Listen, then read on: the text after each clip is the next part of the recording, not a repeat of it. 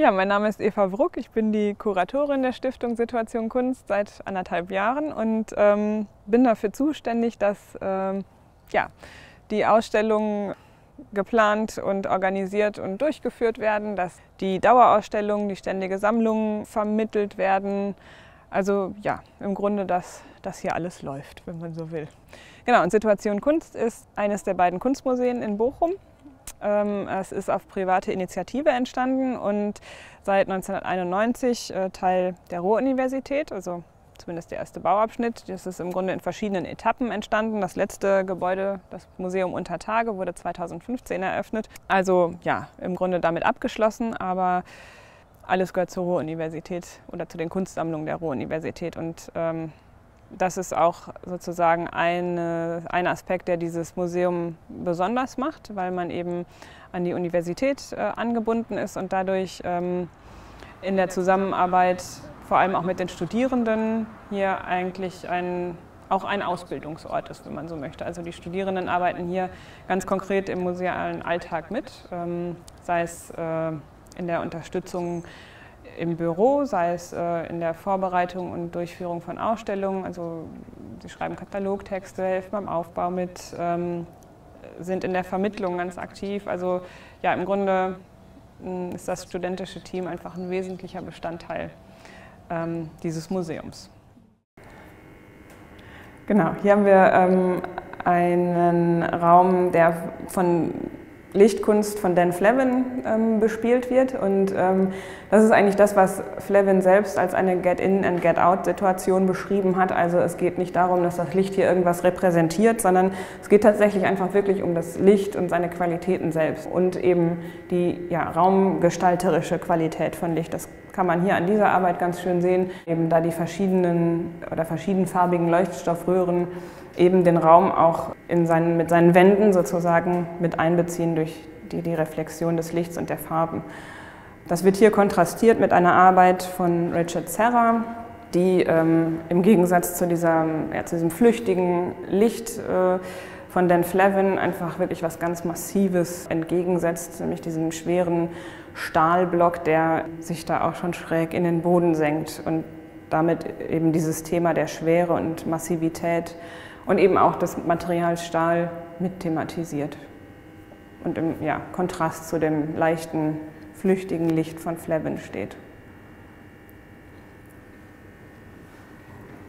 Und es ist eigentlich auch ein Raum, der insofern repräsentativ für Situation Kunst ist, als die Räume sozusagen als Environments geplant sind oder zu verstehen sind. Also jeder Künstler erhält sozusagen einen Raum, der durch die Werke gestaltet wird und das ist vielleicht auch was Situation Kunst speziell macht, weil Environments in vielen Museen einfach dadurch, dass sie ständig da sind und einfach ganze Räume einnehmen, gar nicht so oft zu finden sind. Und das war eigentlich auch ein Grund, mit Situation Kunst zu konzipieren, dass man einen Ort hat, an dem Environments dauerhaft gezeigt werden können.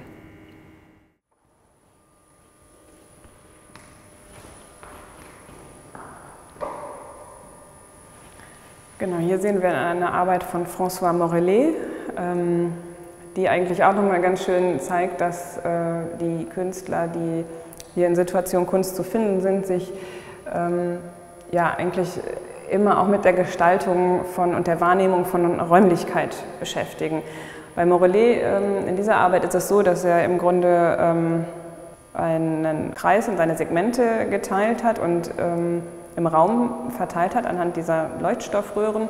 Es liegt in dieser Verteilung oder man vermutet irgendein Prinzip hinter dieser Verteilung, kann aber da nicht so richtig zu einem Schluss kommen. Also das schwankt bei ihm immer so ein bisschen zwischen dem Einsatz von Zufall und mathematischen Prinzipien, die diesen Arbeiten von Morellet zugrunde liegen. Und das ist eben auch hier der Fall. Und wenn man diesen Kreis imaginär versucht zusammenzusetzen, kommt man ganz schnell zu dem Schluss, dass der Kreis viel größer wäre als der Raum, in dem jetzt diese Kreissegmente verteilt sind. Also das würde die Raumgröße bei weitem übersteigen.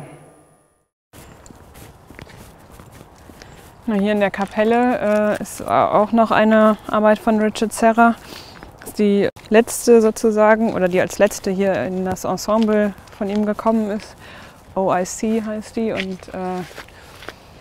zwei schwere Stahlblöcke, die im Grunde auch auf den Ort Bezug nehmen, der ja eigentlich eher mit Transzendenz und Unsichtbarkeit sozusagen, Spiritualität ursprünglich zu tun hatte, und da im Gegensatz dann eben diese beiden massiven Stahlblöcke, die sich in die Sicht stellen, in die zentrale Achse dieser Kapelle stellen und auch nochmal einfach massiv sind.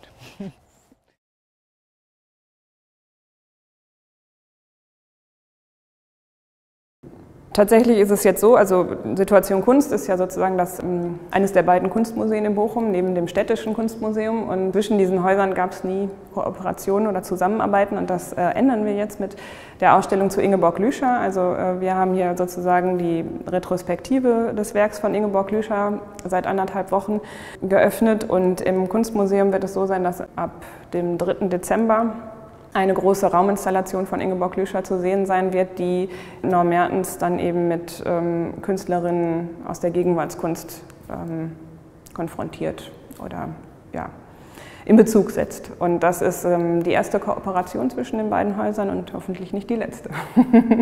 Also insofern ergänzt wahrscheinlich die jeweilige Sammlung der Häuser, also des Kunstmuseums, aber auch unsere Sammlung, die ergänzen sich, glaube ich, ganz gut, weil sich da nicht allzu viele Positionen finden, die deckungsgleich wären. Die Architektur ist insofern speziell, als sie auf die Kunstwerke abgestimmt ist. Also es wurde zuerst überlegt, welche Werke sollen in welchen Raum oder an welchen Ort, und daraufhin wurden eben dann Maße und Proportionen der Architektur abgestimmt. Das ist ein Aspekt, und der andere Aspekt ist, dass also nicht nur Kunst und Architektur sozusagen eine Art symbiotische Beziehung eingehen, sondern dass die Gebäude eben auch noch in den Park hier eingebunden sind. Dass es also sozusagen so eine Art Dreieck ist zwischen Architektur, Natur oder Landschaft und Kunst, die da aufeinander eingehen und wechselseitig Bezug nehmen. Also es gibt beispielsweise eben auch bestimmte Bäume, die gepflanzt worden sind und die eben ganz konkret in ihren Proportionen auf die Gebäude Bezug nehmen. Und es gibt im Park eben auch noch eine ganze Reihe von Skulpturen, die sich dort im Außenraum befinden und eben auch immer auf die speziellen Situationen abgestimmt sind.